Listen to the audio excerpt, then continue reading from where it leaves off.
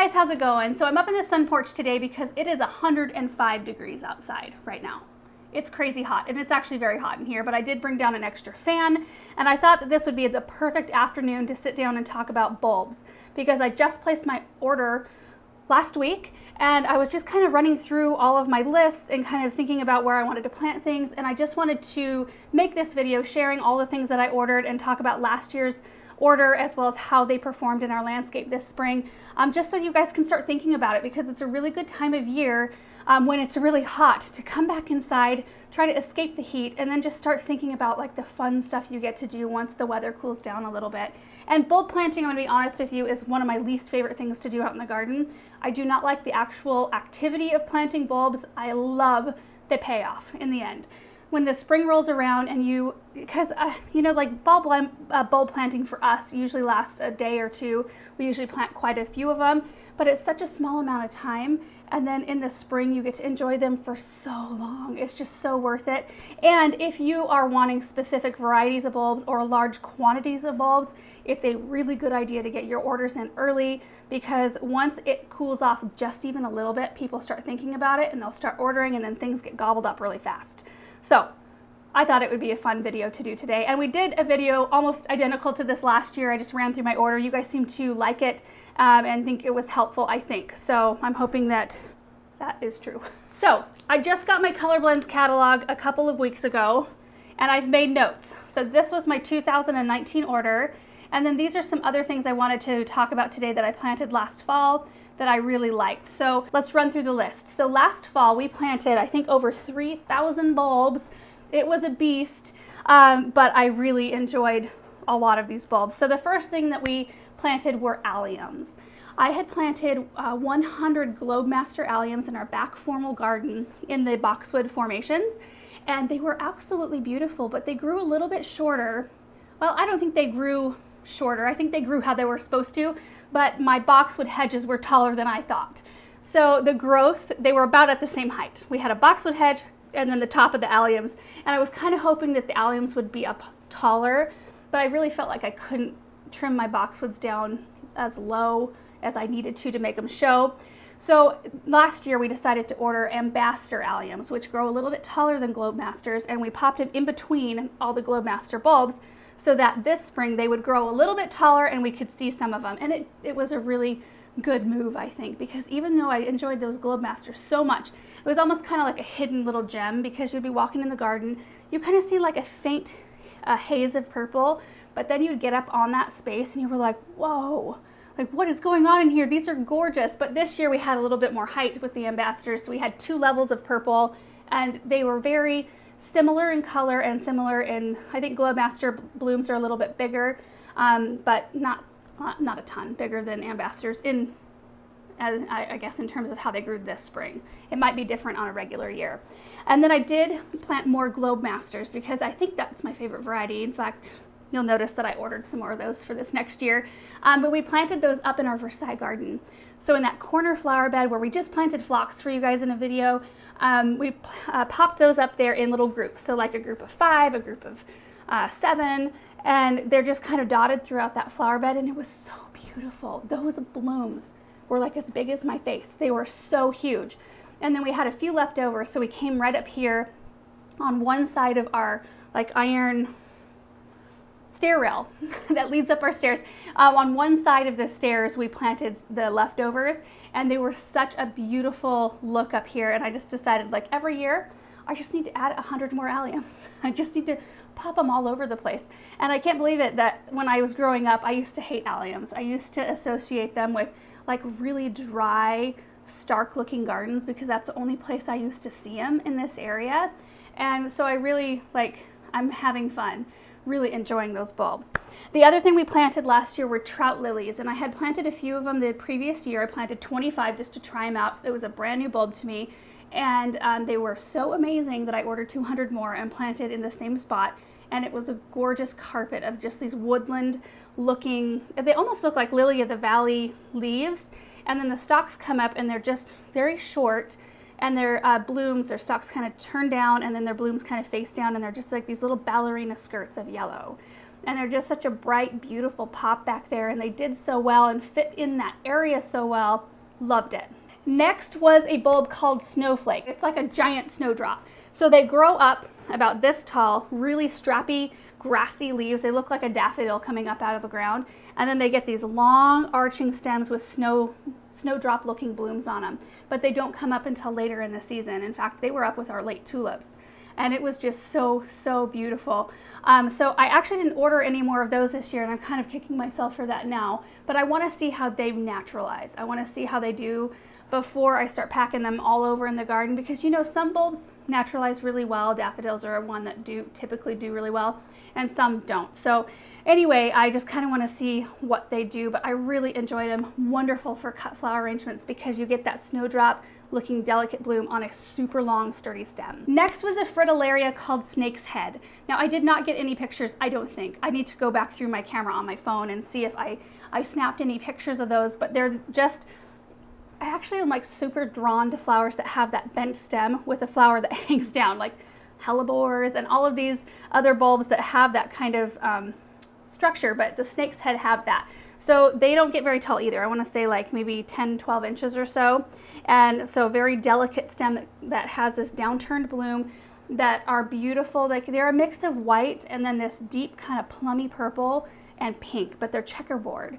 The blooms are just the most fascinating things to study. And there was a little group of them in our back formal garden that were here from the previous owners. And I just really admired those bulbs. And so when I saw them in the catalog last year, I was like, oh, I have to have some of those. So I think I planted about 100 of them kind of in this one little area just so it could be really thick. And they were just gorgeous. And they have beautiful seed heads too afterward. They're one of those that give twice. So you've got the flowers, and then if you leave the flowers, instead of using them in cut arrangements, which I do like to do, they add this beautiful texture to the garden and to flower arrangements because you can use their seed heads in that application as well. Moving on to tulips, I ordered more. Is it Vidal? I don't know. It's a white tulip blend. I had planted like 500 or 600 of them near our fireplace, like along our boxwood hedge that leads to our fireplace. And it's a mix, I think, of, is it 5 different whites? Either way, there's like a clear white, beautiful tulip. There's one with a fringed edge. There's one that's like a semi-double, and then it has a green, it's almost like this, is it sepal? I don't know. It's like another petal that comes up and it's got a green stripe up it. And I think there's a fully double one in there.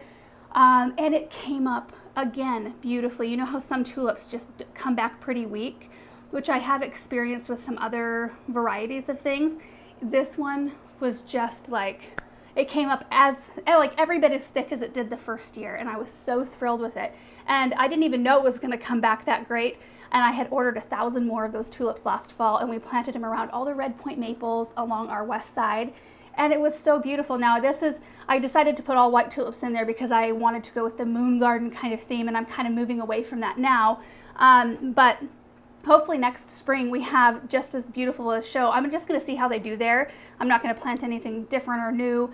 I know that I wrecked some of the bulbs when I planted some of our annuals, but not very many. So we'll see what happens, but I just felt like that was a really strong blend with beautiful kind of staggered bloom time.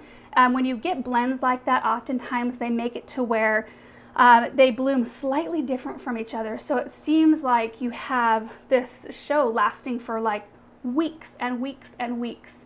And I really like that. The next blend was called Game, and I think I ordered 600 of those. I ordered 600. I don't know. That's the really cool part about color blends, you guys, is that it's the first place I've ever seen that it's like you get wholesale prices for these big lots of bulbs, really good prices, and they're really good size bulbs. Like you don't get these little wimpy bulbs when they come in, and we've been using color blends for the last several years. And so I can order these great big lots of bulbs without feeling like I'm totally breaking the bank. But we planted the Game up here on either side of the sidewalk, kind of by our formal front entrance, and it was a mix of pink colors. So there's like this kind of purpley pink single tulip. There's a like lipstick magenta-y color. I'm really bad with describing colors, but it's like lipstick magenta with a real fringed edge. And then there was a double in there. It was just a really beautiful blend of pinks and purples, which I really, really like. especially in the spring. So we mass planted those up here. I had a few of them underneath our limelight hydrangea hedge, and then I had enough left over to pop just a few up in front of our chicken coop. Now I don't know how strong this blend is at coming back, but we're gonna go ahead and leave all of those as well. I planted annuals up here. I don't think I ran into very many because typically what I like to do when I plant, oops, kicking the table. When I plant big areas that I like to just have spring, summer, and fall interest, so I'm constantly putting new things in, what I'll do is I will leave the tulip foliage there, and it should be left up until it's starting to die back anyway. And then usually it's kind of looking pretty bad by the time I'm ready to plant annuals. So I don't cut them back until I'm actually planting. So I can make sure to set the plant cans in between all of the tulip foliage, and that way I avoid hitting most of the bulbs. And I don't really find it being a problem like when I pull the annuals out at the end of the season. I don't like find a bunch of bulbs that have popped out with the root ball. They somehow just stay there most of the time. That's been in my experience anyway. I also planted a double tulip called Aviron, and I planted those up next to the Vidal tulip blend by our fireplace. And I think I enjoyed that one almost more than any other tulip that I had last year. They were like huge stems, huge, thick, just big stems, and these big, fully double, gorgeous pink blooms. You know, I've planted a lot of labellipop tulips. Those are beautiful, and I did plant a few more of those last year to try to amp up my display by our kitchen flower bed, but they are not strong at returning. And those I usually order from Eden Brothers because it's one of the only places I can find them. I do like their smoky pink kind of mauve color. The first year they were awesome, and then they just got weaker and weaker, and I keep adding to that bed, but I don't think I'm going to do that anymore. I think I'm going to just go with varieties that I have really good experience with and get rid of the ones I don't. So Aviron, I don't know how they're going to return this next year. I'm hoping better than the labellipops, but I did go ahead and order a bunch more of those because of how absolutely gorgeous they were. The last tulip I planted last year was called Big Apricot, and it's just like the most classic, huge apricot with kind of this blush of pink, and they were just phenomenal. I had them up here. I can see the flower bed. It's kind of where it's off of our balcony, not balcony, it's kind of off of our like covered porch area by the Versailles garden. We just have like a flower bed right there. I haven't really done a lot of videos in that area yet. It still has a lot of just the same stuff that was there when we moved in, but I popped those tulips in, and they were such a beautiful big show. They were super tall, long stems, and then those very clear blooms. And those, I think that those came out about mid-season. And then the last bulb that I planted that came from Color Blends was called Acropolis. Is that how you say it? It's a daffodil. Beautiful white double daffodil that has like this hint of peachy orange in the center, but you really kind of have to, like, you get a little flash of color, like you see it, but you really need to study the bloom in order to really fully appreciate the color that it does have. We planted 100 of those underneath our golden rain tree in our parking area, and we just did groupings of I think 10, like 10, 10, 10, 10, so they weren't all in a gob, they were kind of more naturally planted, and I just loved it.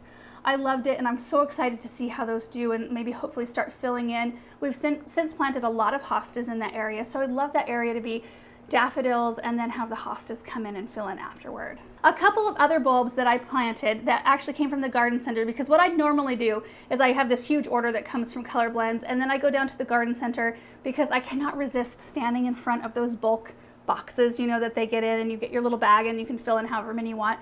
So I typically get a lot from my parents' garden center as well. Some that really stuck out to me were the Purissima Blondes. Oh my goodness. This tulip, you guys, it looks like a hosta when it's coming up. It has the whitest leaves of any tulip I have ever seen, and it looks like an autumn frost hosta. Like, we should put a side-by-side picture up just so you can see the color, but it's like a really beautiful emerald green with a bright yellow variegation. And so you get this gorgeous leaf show, and then they come up with these creamy colored blooms that turn white as they age. And so I planted those in the urns, in the Esplanade urns on the west side. And I planted them in the fall, and then I had to remember that I had bulbs in there. We had to splash some water on them throughout the winter because we were fairly dry this last winter. And I was just like, please, please let these come up. And they all did, and they were so pretty. And then I planted, I planted a lot in front of the gazebo, and I just did little groupings of them, and they're just so bright and beautiful. My parents have planted that variety. In fact, I planted some of that variety for them last year, and in their experience, they say they come back fairly weak, like they just get kind of like dwindle over the years. but you get a few good years out of them and then they start to kind of taper off. But I think some might be worth it, and I think the uniqueness of the leaf makes that one of the ones that may be worth planting a lot more often. Another double I planted was called Brownie.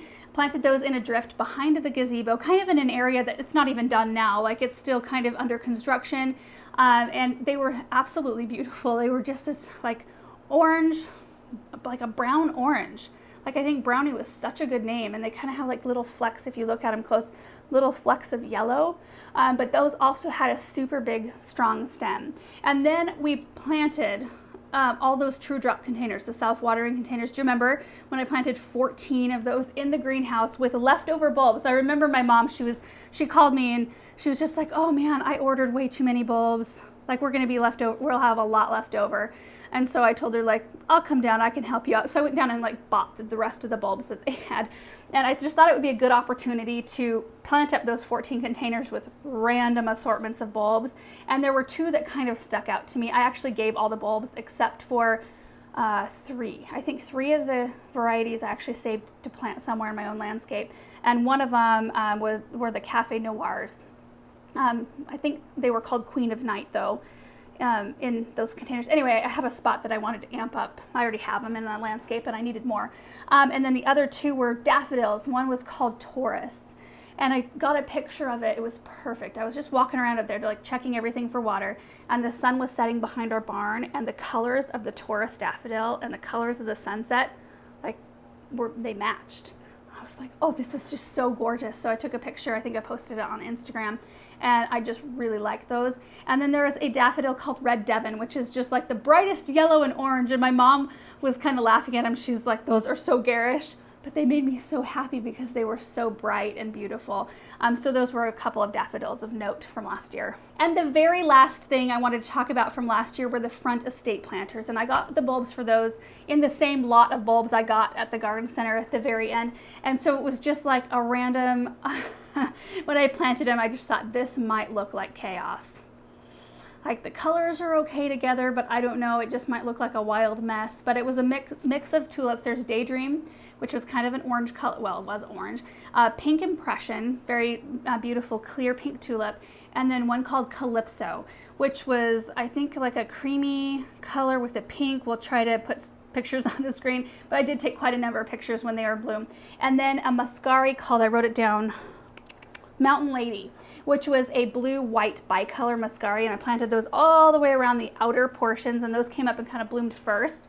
And then there was a daffodil in there too. What was the name of the daffodil? I can't remember, but there was a daffodil. So 3 tulips, a daffodil, and the Muscari, and they came up in the most gorgeous bouquet. It looked like you could just gather them all up, cut them off, and just like plop them down in a vase. It was so pretty.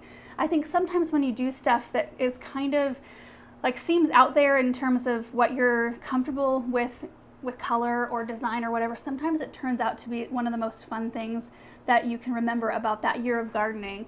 So sometimes it's good to take a leap and just kind of do it. I mean, it's not permanent, you know. So anyway, those were everything. That was all my notes from this year. And then I went ahead and marked all the pages of what I ordered from this year. So I'm just going to start going through. I won't tell you where I'm going to plant all of these, just so that we can have fun showing you later. We will do a video later on, as per usual, showing you where we're planting all the bulbs and such. But we'll start with tulips. The first one is called French Blend Rose. You know what? We'll just put a picture on the screen instead of me doing this. I think that'll probably look a lot better. But I love this. It looks like almost like Big Apricot. You see that one with the peach and pink, except Big Apricot has more of the peach. And then a deep pink and a light pink. I think there's something very fresh and very simple about that blend. I think I'm gonna really enjoy that. Next is the Avaron. I already talked to you about that. I ordered 500 more of those. I think that's how many I planted last year.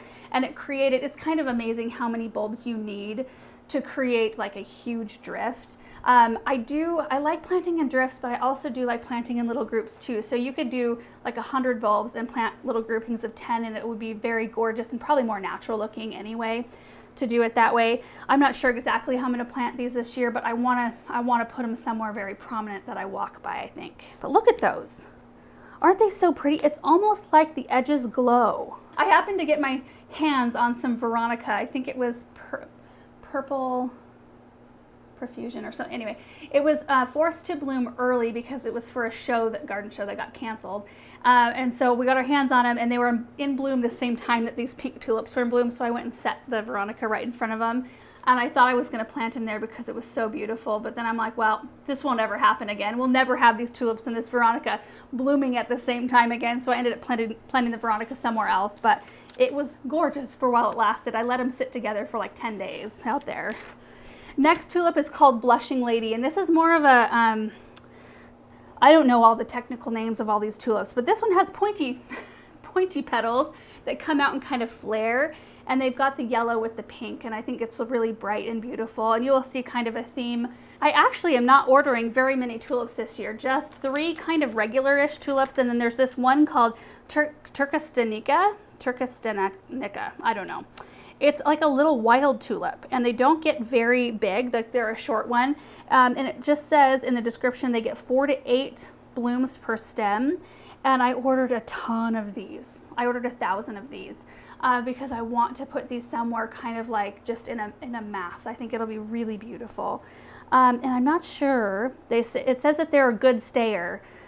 So it means that they hopefully naturalize or hopefully stick around for quite a number of years, but beautiful. I'm going very, very heavy on daffodils this year because every single year I regret not having planted more. And I think I'll appreciate it even more so this next year because, you know, our baby's due in January. So to have some early blooms when we're inside a lot more, I think that will feed my spirit. So anyway, I'm planning ahead that way. First daffodil is Cornish King. So great big daffodil, white with a yellow trumpet in the center. Absolutely beautiful. I ordered, I'll go through all the amounts and stuff like that, and like how many quantities, I guess, when we were planting them.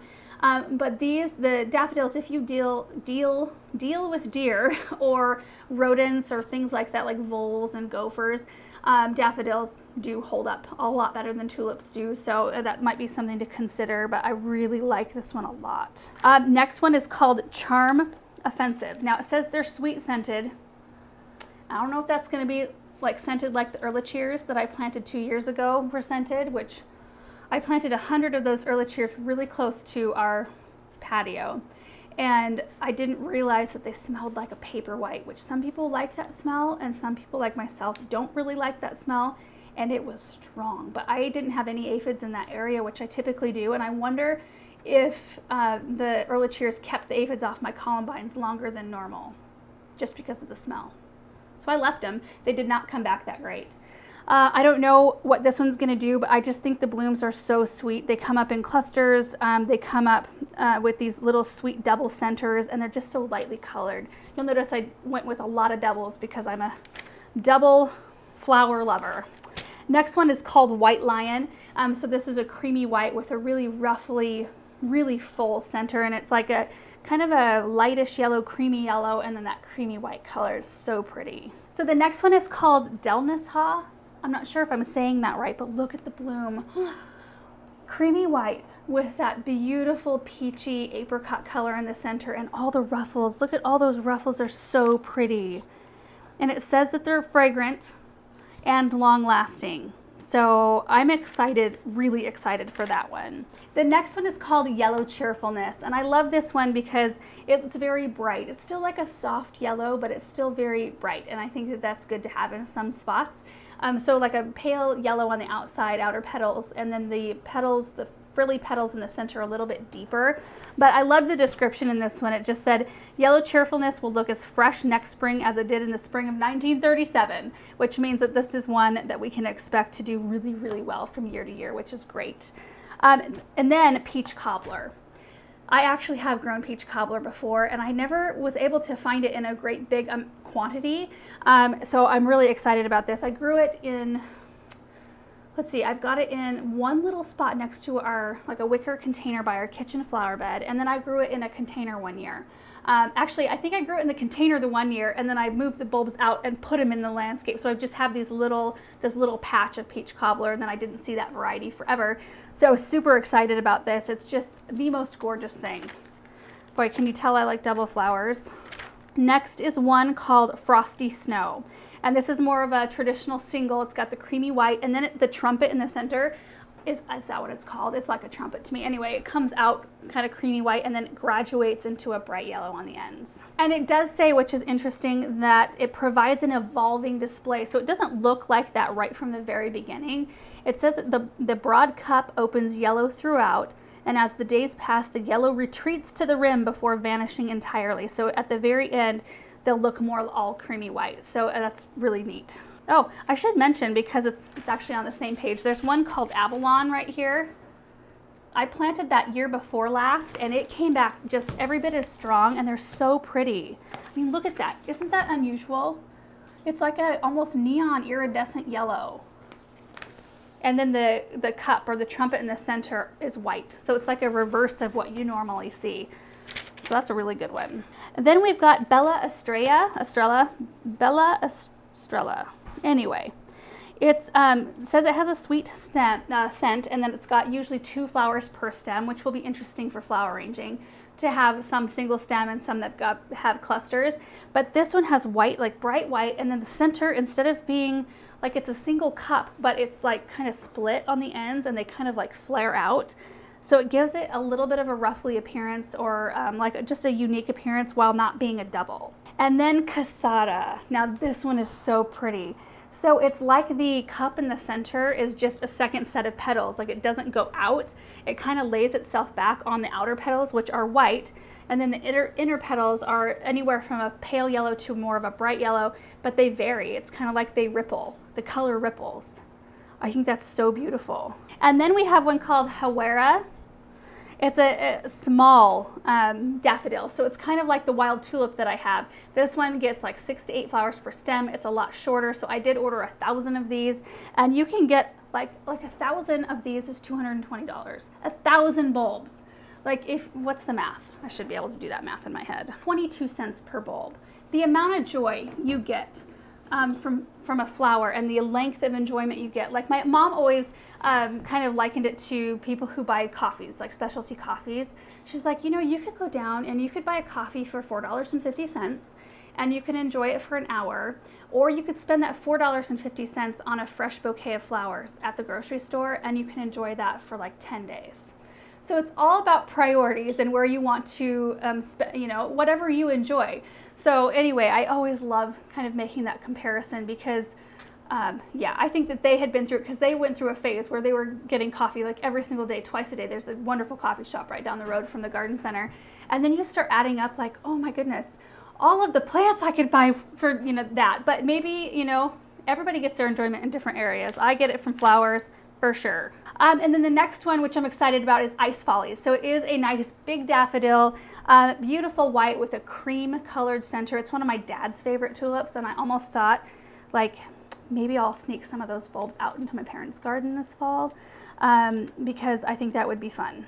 I think it would be fun to share some of those bulbs. I ordered a lot of that one because they are a strong returner. They have a few areas where they've got some, but I'm sure I can find an area to sneak some. And then the last two are different than the daffodils. So I did order a big bunch of snowdrops. That is something that I have 0 of in my garden. Can you believe that? Like I have the snowflakes, which are like the great big snowdrops, but I don't have any actual snowdrops. So I wanted something that blooms really, really early, like still in the winter time. So they're just the classic snowdrops. And it also says they're deer and rodent proof if that's something you deal with.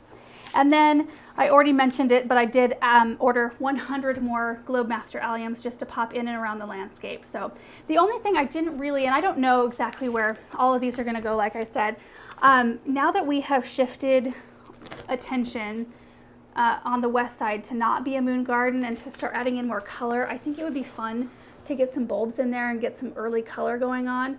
But I don't think I'm ready for that this year. I don't know. That's the only area, like I always think, where are big areas in my garden where I could really use some splash of color?